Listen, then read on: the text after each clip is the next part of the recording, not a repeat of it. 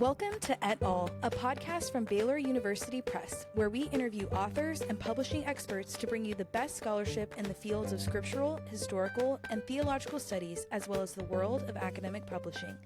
Thanks for joining us.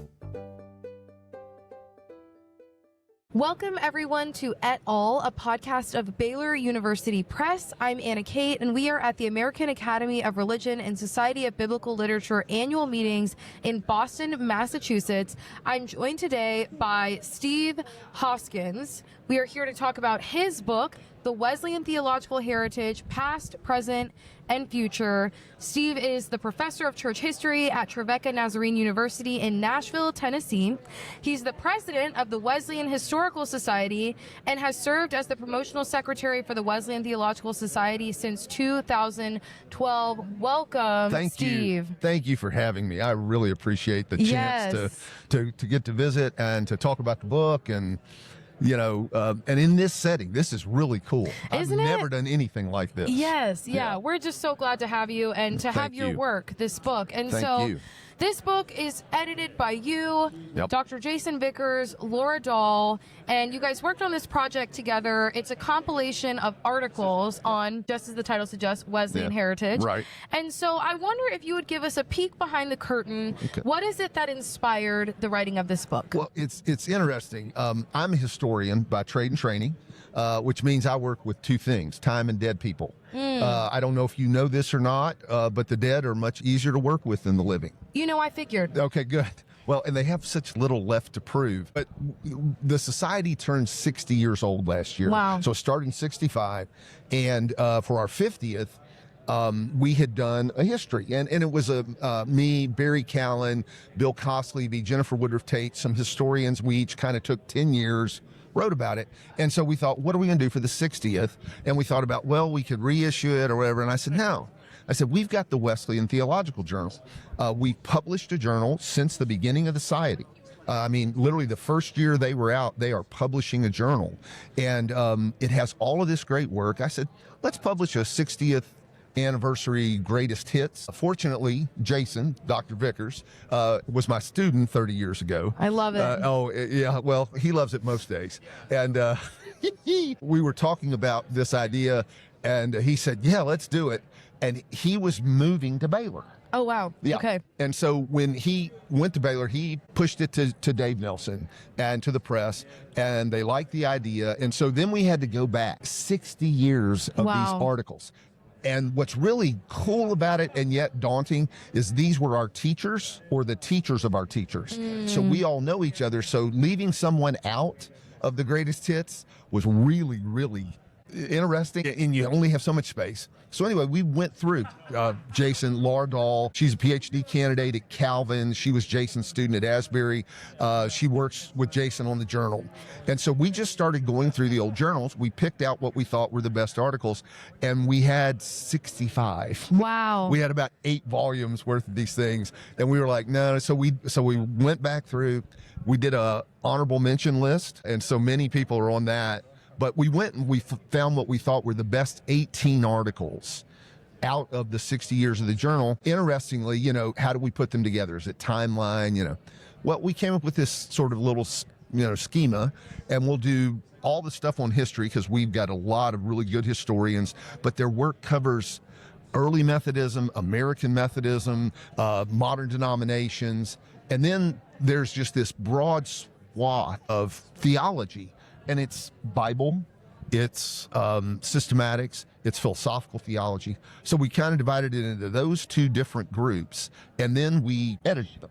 Right. And so we did it for the 60th anniversary, which we celebrated on the campus of Baylor last year. Yes, that's right. It was great. The Wesley House folks, they hosted us. Rusty Freeman was in charge of that. He and the staff were just wonderful to us. And we were able to give a copy of the book to everyone who came. We had about 250 people, which is a really robust meeting for us. So we're really proud of it. And it's the kind of thing that I'm thrilled to be able to say, my teachers. Jason can say Billy Abraham, his teacher. The stuff that inspired us to do the fun, interesting work, of theology, broadly speaking, really made it very cool. There's only like one person living from the earliest years, and he and I teach Sunday school together. He's 99. Ray Dunning is in this book. Wesleyan Theology and Biblical Studies. He wrote an article many years ago. But he and I, he lived long enough. He's doing great. We teach Sunday school. He's doing very well. But, he lived long enough for me to be able to hand him a copy of the book. I love that. That was really, really that's cool. So special. Yeah, it was. Yeah. So that was kind of the way that it came about. Laura should probably get the lion's share of credit for pulling the articles. Sure. Because, the first articles are all just typed. They are. This goes back to the dark ages of printing. Right. And you learn so much as you go through 60 years about the society, the character of the society, things they went through. Yeah. So it was a joy to do. It really was fun. That's wonderful. And I think it is just such a great testimony to the 60 years. Yeah. And I love how you describe it as a greatest hits edition, right? Just kind of picking out all the best. And it is, sad to not include everybody, but I think the 18 selections you guys did are just so remarkable. It's a great swath, and cool. I think it is representative of the work that the journal has done, and that, Wesleyan theology, the ways that it's moving and has moved throughout the 60 years. And so I think you guys did a great job in selecting and making the article selections. Thank you so much. We're really proud of it. Yes. Yeah. And we're really proud of the book, the way it looks. Right. What Baylor was able to do with it. They've done a great job in producing the book. Sure. Well, and we were happy to have it. Yes. Yeah. So, and you alluded to this a minute ago, the book is organized in two large parts. So the first part is looking back, Wesley, early American Methodism, and the holiness movement. Yep. And then part two is looking forward, the present and future of the Wesleyan movement. Right. So let's start at part one. All right. The very first article in the book is by Mildred Bangs Wynkoop. Now, let me tell you about Mildred. Please. Yeah. So Mildred's about 5'2". Oh, wow. Okay. And she is a giant among us. I met Mildred when I'm 2 years old. Oh, wow. She came back from Japan. She was a missionary with now it's called One Mission Society. Then it was called the Oriental Mission Society. And they sent her to Japan. She's a member of the Church of the Nazarene, but she started Japan Nazarene College. And so she comes back after some years of service. She's looking for a place to teach. She lands at Tribeca, where she's college with Ray Dunning. And my parents are students. And we go to church with all of them. Wow. So I'm sitting in the pew with them. I'm 2. I have no idea. Right. Years go by. I'm at Nazarene Seminary. I'm in charge of the physical plant. I work with 15 or 20 really wonderful friends who are now all over the world doing great things. And I get a call one day. Former professor needs some help over at the house. They're older. And I didn't think anything about it. Just got the address. They need somebody to change a belt on their attic thing. I'm in the door. Mr. Wynkoop, and it's Ralph. It's her husband. Wow. And so Mildred is there. Mildred was amazing. Mildred was a woman, an academic of the greatest rank, in a world where there weren't many women academics in Methodism at all. Sure. Broadly speaking. And she had written a book called Theology of Love in the late 60s. And when it came out, it sort of revolutionized everybody because it took Wesleyan sort of the categories of systematics, reframed it in more modern language. It's more of a foundational theology than a systematic theology. So when the society starts, she just joins. Yeah. Doesn't, and that's one of the great things about Methodism. Women have always had their place. I know it's been hard. Sure. But, my church, the Church of the Nazarene, has ordained women since its inception in 1908. So, Mildred she's okay in this environment. Yeah. So they make her the first woman president at our 10th anniversary. And for the 10th anniversary, she gets up and she delivers the presidential address and she says, none of us expected this to do anything 10 years ago. Right. But we are on to something big. She writes this and she says, it may be bigger than we know. Right. She says, but we've got to learn to pay the price. And so she just lays it out. And she talks about the way John Wesley structured his world. She talks about the kind of devotion in a Christian life that leads to sanctification. She calls it unalloyed, unmixed devotion to God. Yeah. And then she looks at all the scholars and she says, but you people don't write enough. Sure. And Yeah. she says, you got to start writing, because in the first 10 years, the journal's like really interesting. It's like everybody's hobby horse. Oh no. And the very first article ever printed, and this is a great Methodist joke. So if you're not a Methodist, you probably won't get this fully, but it's very funny. The very first article was by the first president, Leo Cox, and it was called Sin in Believers. Oh my word. which is really, you know, this entire sanctification, it's a whole eradication debate. All right. So Mildred stands up and says this, and then she writes this article and they print it.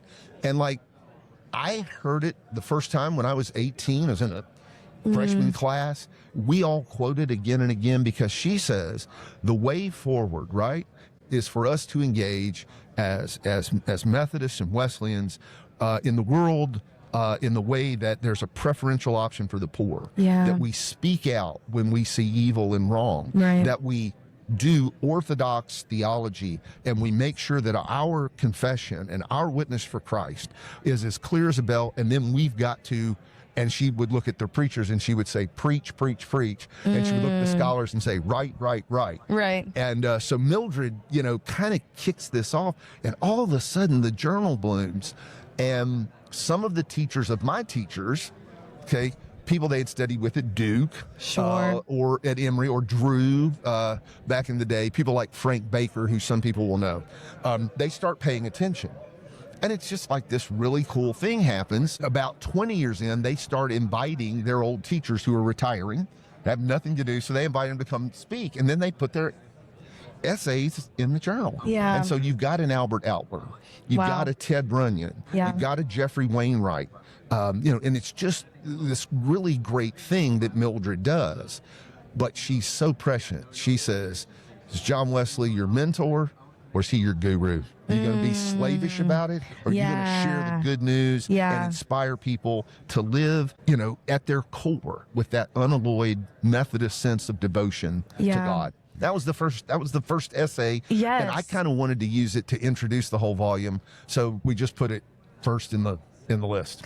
Yes, and it does that so well. I think it does. It introduces the volume really well, and you're right. So the essay is entitled John Wesley, Mentor or Guru. So unpack that a little bit for us. What is the role of John Wesley? How would you characterize him and his impressions of the now called Wesleyan movement? I mean, it's named after the guy, you know, and how has that changed? Well, and change is interesting. So let's start there. Sure. I think that one of the really cool things about the Wesleyan Theological Society, Wesleyan theological movement in general, the way Wesleyans understand the Bible, history, practical theology, is that it's more preservation. We're aware that there are new issues to speak to.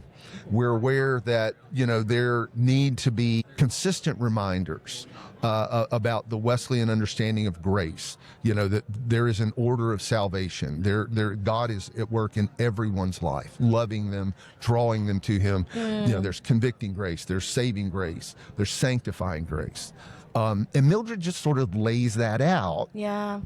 And at the same time, you know, in the same 10 years or so, Albert Outler's great volume on John Wesley from, I think it's Oxford. Okay. And it's just Wesley's sermons with Outler's notes underneath. Wow. And so like Wesley's sermon on the duty of constant communion, where he says, I preached this when I was 25. And I was somebody. Now I'm 85. And Outler's down there writing, yeah, right.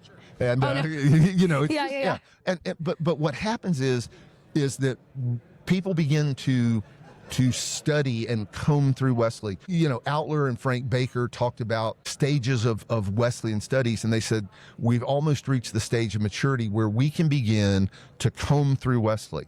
And we can see in a wonderfully educated 18th century Oxford Don, taught Greek at Lincoln College at Oxford, that we can see here a breadth of opinions. Sure. And like so many of the really influential figures in history, they leave behind this literary output. I was in a session the other day. Randy Maddox has got the last volume of letters. There's 7 volumes now of John Wesley's letters, over 9,000. Yeah. And people start looking. So what did he think of the efforts of Methodists who were trying to create healthcare systems? Think about this. In the 18th century, for the poor, for people who can't afford health care. Yeah. You know, what did he think of, the way England dealt with the institution of slavery? And Wesley speaks out against it.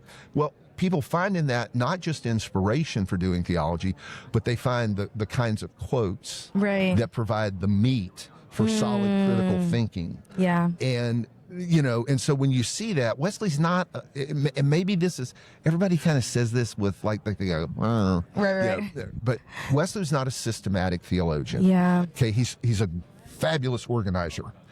He's a spiritual father to many. These letters are to people all over the world, talking about their spiritual lives and what they're going through with their spouses and what they're going through with their kids and what they, are dealing with in terms of the way the government is creating, regulations in their lives. And Wesley just, sort of has this ability to bring the best out of Scripture, to bring relevant quotes out of church history, to help people see the kinds of theological necessities of learning ethical behavior. Right. And so what's happened in this journal and in the society is this is the fruit of 60 years of outstanding scholars taking up that mantle and finding ways to speak.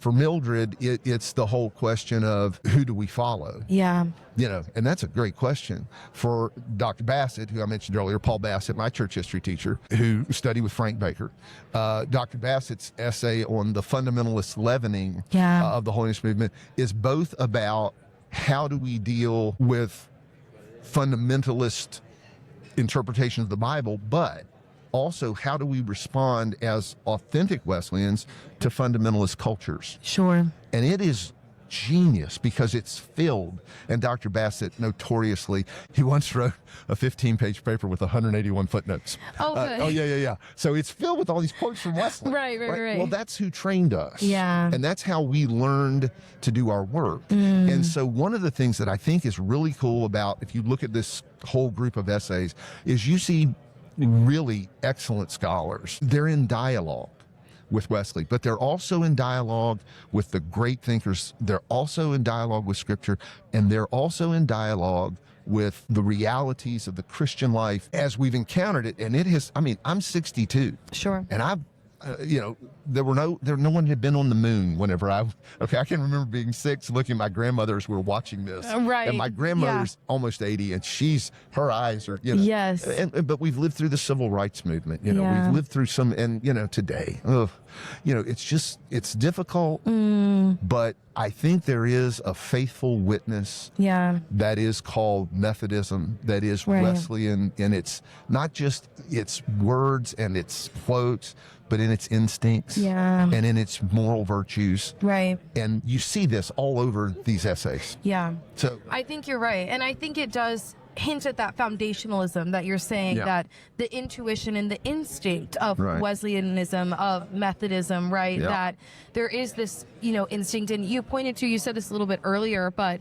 advocating for preferential option of the poor. Yeah. And I think even you mentioned like the healthcare system. And I'm from Houston, where, the Methodist hospital is one of the bigger hospitals in Houston. And so, but it's interesting how you see these flows of thought and of belief and of conviction that have existed throughout Methodism from the beginning. Godly missions. They are. There are some Methodists in, I can't remember which one of the mining towns, but they started a bank to loan money at no interest to miners who had to take their own equipment. Right. And they got paid for the work that they did. Yeah.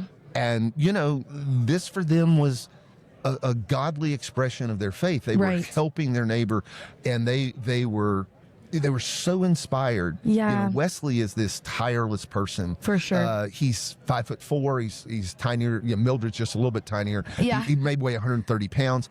He is, I don't know how many hundreds of thousands of miles on horseback. Right. He dies penniless. He's made I saw a thing the other day on John Wesley's second best-selling book in his lifetime was a book on healthcare called The Primitive Physic. Wow. It's taken up in a couple of these essays. Sure, yeah. But The Primitive Physic is like, okay, if you're sick with this is what you should do. Right. And so Methodists start kind of growing their own, which is interesting. And John Wesley is advocating things like rubbing an onion on a bald head to try and make hair grow. Oh no!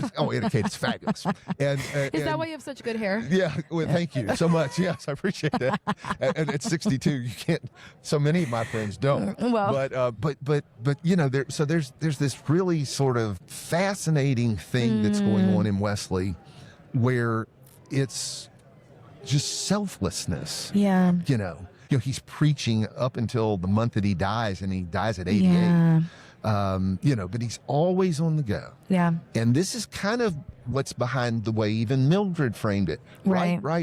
Yes. Do. Right. And these essays are the best fruit of a journal. And we've had great editors. Jason's been the editor now since 2012. I became an officer of the year that Jason did. Sure. Our editor for that for over 2 decades was Barry Callan, Church of God Anderson. Right. And Barry's work is just stellar. And Barry's in his 80s. Wow. And I got an email on the way here. I was in the airport, and hey, Steve, it's Barry. I've written another book. I want you to write the blurb on the back cover. And I'm like, absolutely. Oh, that's awesome. 88. And you're just like, this is inspiring. Yeah. And it's so well done because Wesley's writing out of that Oxford education. His writing is gorgeous, Yeah. And there's such a variety, there's treatises on healthcare, but then there's treatises on the Trinity. There are sermons on the scripture way of salvation. There are sermons on Christian virtues, circumcision of the heart. Right. There are sermons on understanding the scriptural witness as God has given it to us. It's just, that has created the kind of society, but it's been the inspiration. Right. For the way that people have taken to Wesley. Sure. And they have conserved the ideas, but they have used them in engaging. Right. And some of the cool engagement, like in the second half of the book, is with modern theological movements. Right. And so you see people talking about the energies of God. Right. And the ways in which, for the first time in anybody's memory, we've joined with the Orthodox. Yeah. So last year our keynote speaker was an Orthodox theologian, Colin Antolius from Notre Dame. Yeah. And that this society who starts out real small, and the stories I could tell you. So they're so poor in the early years, when they had a conference, they had to sleep in faculty offices because they couldn't afford to go to hotels. Right. Yeah, for like 3 days. Oh, my Spring word. Arbor College Yeah. or Marion College, which is now Indiana Wesleyan. Really, really interesting people. Right. Yeah.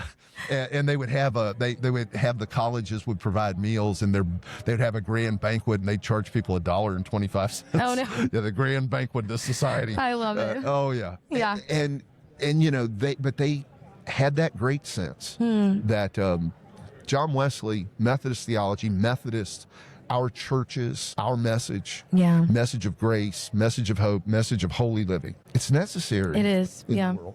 Yeah. And so it's a pretty cool book that way. It is. It is. And you pointed to this a little bit earlier too, that ordination of women has never really been an issue. No. And so I wonder if maybe we can move on to the essay by Susie C. Stanley, and she's talking about holiness women. So the holiness movement, and then particularly holiness women. And so how has the holiness movement shaped Wesleyanism as it manifests itself today? And talk to us a little bit about Susie's article. Oh, okay. Well, this is really interesting. You can't tell our story. You can't tell our story in terms of theology. You can't tell the story of Wesleyan thought or Wesleyanism without telling the story of service. And so Susie, who was, president of the society, now passed away, wonderful woman, such a friendly person. And she would almost dance when she would do academic papers, which was always fun. Yeah. Always interesting. I love it. Yeah, oh yeah, we did too. Susie was a hoot. So she decides we don't know enough about the actual lives of these women who we all have heard their names. Some of us have read their works, and it's a really interesting group of women that she's pulling, and a lot of these are out of the 19th century. So she's pulling the work of Ira Durham Vennard. We'll come back to her in a minute. Yeah. She's pulling the names of Catherine Booth, who writes A Woman's Right to Preach, who's, one of the co-founders of the Salvation Army. She's working with how they took their very serious, very well written, very well argued theological work, some of it sermons, some of it books, some of it pamphlets, and turning it into a life of witness for Jesus Christ in the places where they are. And so she, Susie just had that gift, and she's a great historian, to sort of pull the names of those important women. Lucy Ryder Meyer, who writes, "Ho, everyone that is thirsty in spirit, ho, everyone who is weary and sad, come to the fountain. There's fullness in Jesus." It's just so great. So what Susie does is she kind of, like I was saying about Mildred, like I was saying about a Paul Bassett, opens the door. Yeah. Okay. So we have her essay, and all of a sudden we begin to get essays on other women. There's one in the book that's really, really great by my dear friend now, and she's going to kill me when she sees this, Priscilla Pope Levison. Yeah. And so she writes about Ira Durham Bernard and her reinterpretation of J.A. Wood's classic book, Perfect Love. Right. J.A. Wood is like the father of the American holiness movement theologically. Right. And here's Ira Durham Bernard. And she starts her own school. She's connected to the sort of Hope House movement in Chicago, schools, training kids for service, doing a lot of really beneficial work. And Priscilla just says, now look, these aren't quite the same words. Sanctification, perfect love, all these wonderful terms that are bandied about by Methodists as though everyone understands this. Right. And so she does then a careful analysis of Bernard's work and shows how she's adapting, borrowing from Wesley, refining the word, and turning perfect love into sanctification, into the idea of a holy life. So all of a sudden, perfect love, right? Yeah. Loving God with all the heart, soul, mind, and spirit, also becomes, in the sanctified life, a life of holy living. Right. And Priscilla's got a new book out on Methodist deaconesses. Okay. I got to put the plug in here. She sees how folks took their theology and turned it into these wonderful ministries. And, Bernard College existed out in Iowa for years and years. And she was its inspiration, its founder, its guiding light. She and her husband were there, and in the earliest years, they're now closed, but in the earliest years, their scholars came to WTS. Right. A lot of the holiness schools were smaller. Some of them have closed, but most of them have made it. Yeah. I teach at a denominational holiness school, and we've been able to, because of the people who've been involved in this society, and in getting very good degrees, we've really been able to tell the story of John Wesley, Wesleyans, and one of my favorite Baker books is Wesleyans and Reading the Bible. Yeah. Joel Green and David Watson. David's a real dear friend, and Joel has been our speaker, and we all know Joel Green. But you sort of take that as the template. There's John Wesley.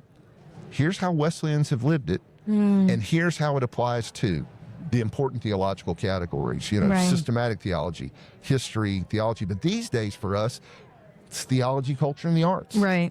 Academia, you look around us in this hall. Yes. This is not a cottage industry anymore. This is big business. Yes. And so, we've got a women's studies section.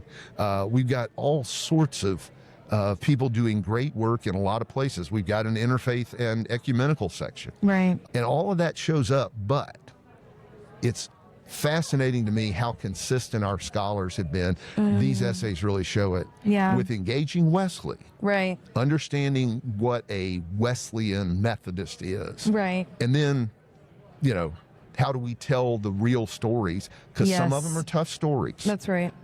We can't say that, any discussion of women in ministry is a Disney story. Right. We've got to talk about the difficulties that they face, the people that refuse to listen to them. Yeah. Part of Susie's essay is there's this long section on the very famous Phoebe Palmer. Sure. And, Phoebe says, I sanctified 1 million people in my sitting room in New York City, right. Over 40 years. Sure. But what she does is she talks about how here is someone who is more or less kind of a Methodist evangelist, right? And I don't know if you know about Methodist evangelists, but they're a little annoying. Oh, sure.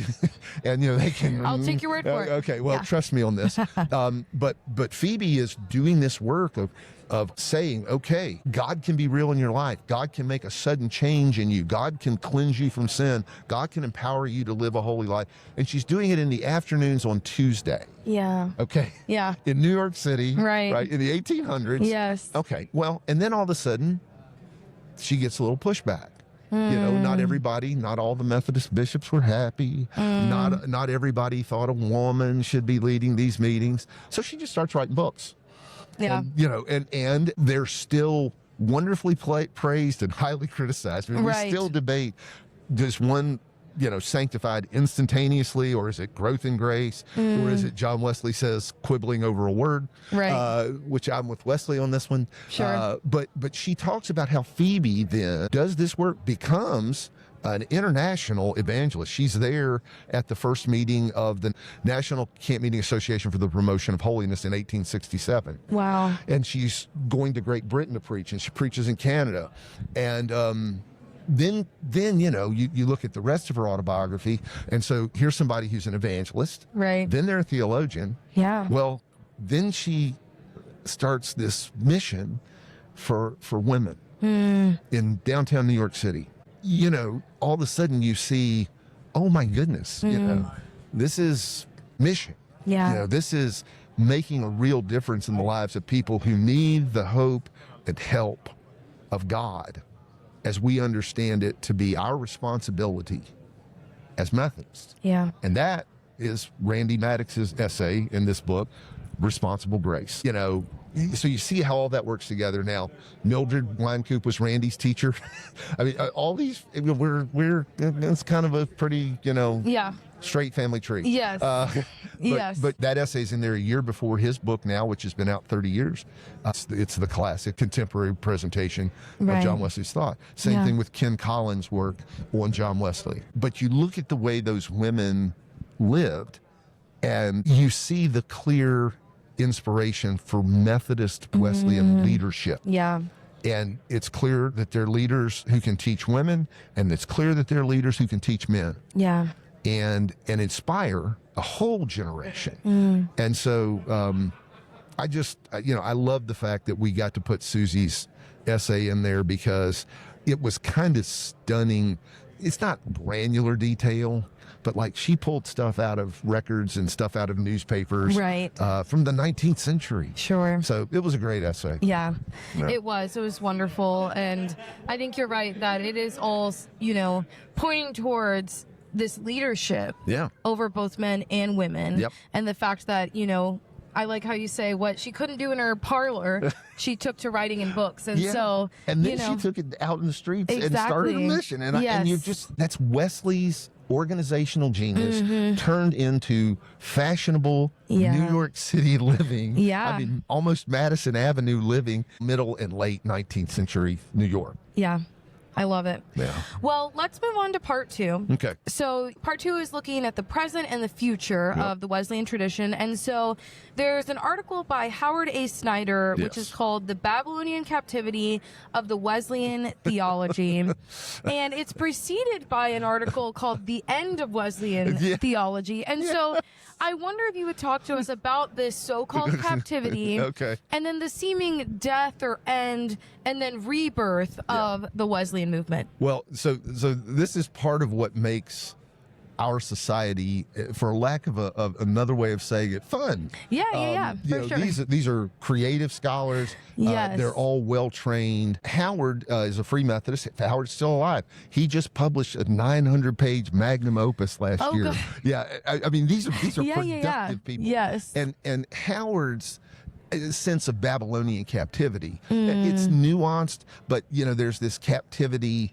that exists on the level that we're always arguing with our enemies rather than arguing our point. And then there's this idea of a Babylonian captivity that is essentially there. It's inherent in, as a historian, I would tell you it's the one constant of history, and that is people who are resistant to change. Yeah. And so Howard takes this up and in sort of classic Howard style. He's like, don't let anybody steal your soul. Howard is probably still wearing Birkenstocks, but Sure. Howard is this great soul. But his great concern is with creation care as a Wesleyan, and that's what the big magnum opus is about. But that article comes along at a time when the society went through a 10-year period of internal debate about fundamentalism, about whether or not you could actually confess to be a Christian if you didn't believe in a pre-tribulation rapture. We just had another rapture. I don't know if you heard again a couple weeks ago. I heard. Yeah. I wrote an article called I was left behind. I wrote an article called Jesus is Returning Again. I love it. I love it. So, so Howard. Oh, you know what? Dr. Vickers read us your article in class. That's funny. Dr. Vickers, he did. He read us your article, and I'm in his class, and he read it. I mean, that makes me you know, Anna Kate, 400 years before Jesus, a guy that we've all heard of called Aristotle writes a book on the teacher. And when I decided to get into this business, one of my teachers gave it to me. And he says, you need to read this, you need to read all of it. And one of the things Aristotle says is, and this has been so cool for me personally, teachers and students have no right to be friends and to expect friendship. That's tough these days because everybody lives in a very intimate culture. But he says this is true because the work we have to do is way too serious. But he says occasionally over time, friendship emerges between teachers and students. That's kind of what these essays are about. Because, you know, and that's kind of the way that I've grown old with Dr. Vickers. You know, he was my student, and, you know, 30 years ago and about 15 years ago, we became friends. And now I know his wife and his kids. I know Garrett, you know, he's a philosophy major at Baylor. But anyway, Howard is one of the old guard. And he's very concerned that we have sort of clamped down the society. We had an application. You had to get voted on by the membership. You had to confess that you believed in a pre-tribulation rapture. You probably had to confess that you didn't drink coffee or go to the movies. The holiness movement was a lot of fun. I can tell. That I was born into in 1963 in Sumter, South Carolina. And so these scholars like Howard, you know, they're going through the 60s. They're going through the civil rights movement. They're going through, you know, all the stuff that goes on in society, the space race, the Cold War. And they see real potential. They see the chance for not just the society, but for Wesleyan theology to have a life bigger than a life. And so Howard's arguing about that. And so along comes somebody like Billy, and Billy, who was the quickest wit, brightest mind. Billy and I spent a week together at the Oxford Methodist Studies Institute, 2017. But Billy and I and we knew each other from different things. And Billy comes along and says, well, if you're going to really get free, then let's get free of the notion that John Wesley is the end all and be all theologian. You know, he is not a systematic theologian. He is not a philosophical theologian. And the end of Wesleyan theology is a robust, you know, clearly scriptural, canonical witness for Jesus Christ in all that you do and say, but particularly in the ways in which you explain the gospel of Jesus Christ as we understand it, the gospel of God's grace. And so, you know, you got that twist on words. And Billy says, if you really want to be free, okay, let's just go ahead and admit it. And he says, John Wesley was a great evangelist, an outstanding organizer. He was one of the finest spiritual fathers in God that Christianity has ever known. But we need to be honest about the limitations of the way Wesley tackles certain issues or the way Wesley speaks, because his is an 18th century voice. And it's a great 18th century voice, but it's nonetheless an 18th century voice that's not a systematic, you know, theology. And so that just kind of opens up. So there's an essay in there later by Doug Koskela from Seattle Pacific, who's Billy's student.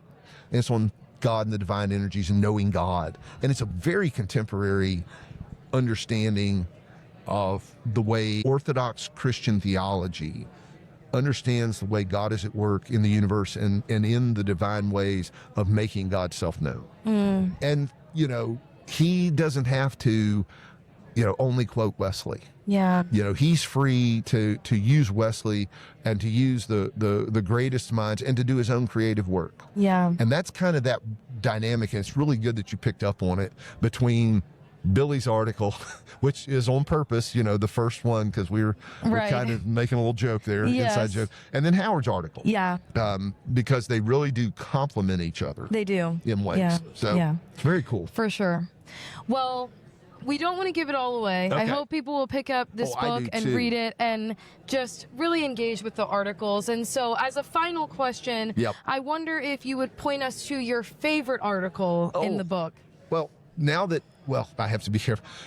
Sure. Maybe one we haven't talked about yet. Yeah. If I don't say Ray Dunning, he's going to hear this. He's 99. Oh no. If I don't say Paul Bassett, he'll probably come up from the grave and tell me that his should be my favorite article of them all. I think probably though, if I had to do one, because I'm a historian, my dear friend David Bundy. Yeah.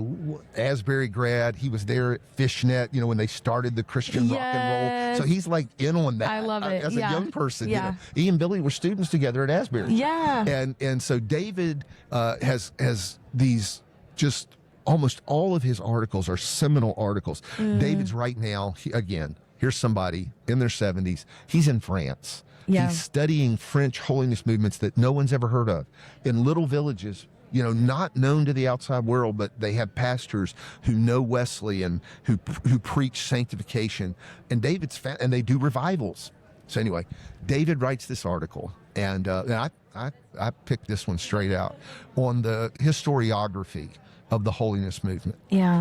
And it's one of those articles that's inspired me. It's helped me do my work. It's reminded me how meticulous the historian has to be in terms of detail and the ways in which they go through sources, look for sources. And then David's encyclopedic knowledge, which he shared with another essay that probably my second favorite, Don Dayton, which is about spirit baptism, which is another big controversy. How do we talk about the sanctifying work of the Spirit? And the 19th century terminology of spirit baptism was loved by many and not so much loved by others. But both of them, they've written these larger books on the historiography of the holiness movement, which is filled with the kinds of really cool biographies like Susie Stanley's and like Priscilla's of Bernard. Yeah. But I love that work that David does. And when I'm very privileged with the life that I have, very grateful.